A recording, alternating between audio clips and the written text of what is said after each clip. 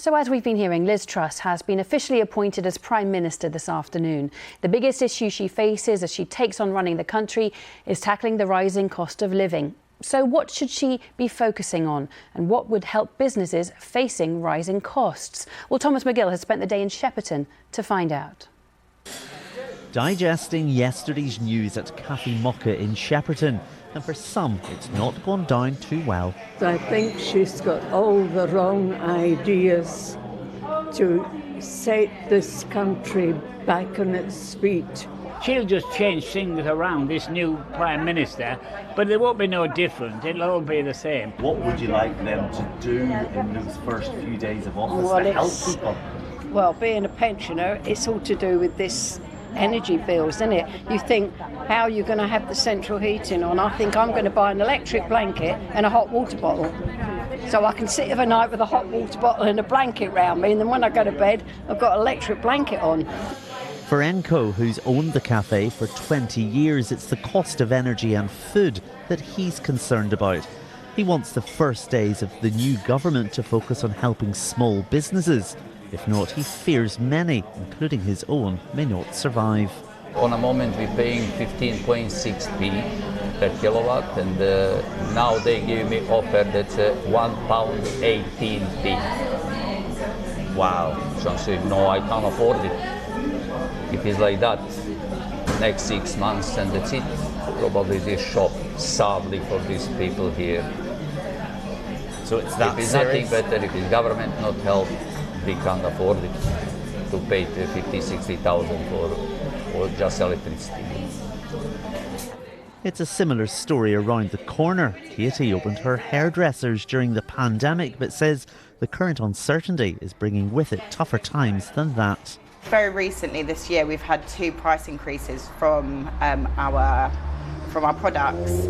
We use our products every day, so we have had to put a price increase for our clients. And do you feel that leaves you vulnerable because there's 100%, yeah, it does 100%. We don't know what's going to happen over the next few months. For us as a small business, we would really like to see a clear message of if we're going to get some help through this new energy crisis. We've obviously just been through 2 lockdowns, which is very challenging. And just for our sake and our clients' sake, to know what the next few months hold. Well, we all need a haircut, but how often may change as we begin to feel the squeeze. But there's other small businesses, many of them across London, relying on selling non-essential or luxury items like this one next door. Smudge is a regular at Palmer's dog grooming, but other pet owners have already started cutting back on visits. And that's a concern for Danielle, who says she can't cut back on the electricity she uses.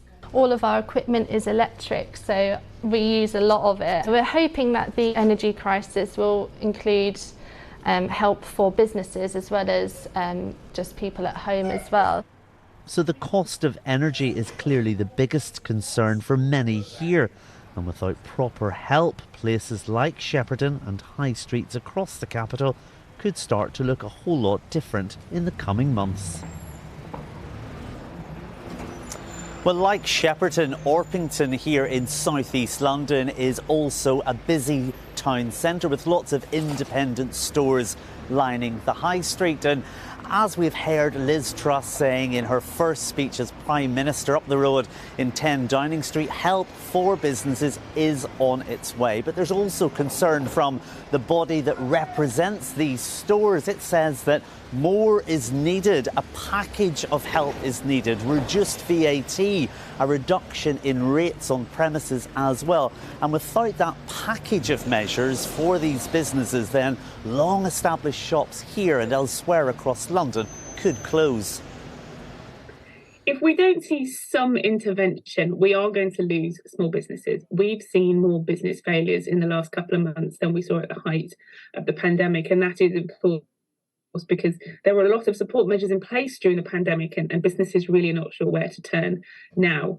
It's hard to put a number on exactly how many, but really just look along your high street, talk to your local business community, and you will hear from businesses that are struggling to see how they're going to get through the next 12 months. So a stark warning there, but let's leave with a bit of hope this evening. As I said, Liz Truss has promised support, and we will find out what that help will be later on this week. Many businesses here, as they pull down the shutters on their livelihoods tonight, will just be hoping that it will be enough for them to be able to weather this storm now and throughout the winter. Back to you, Al.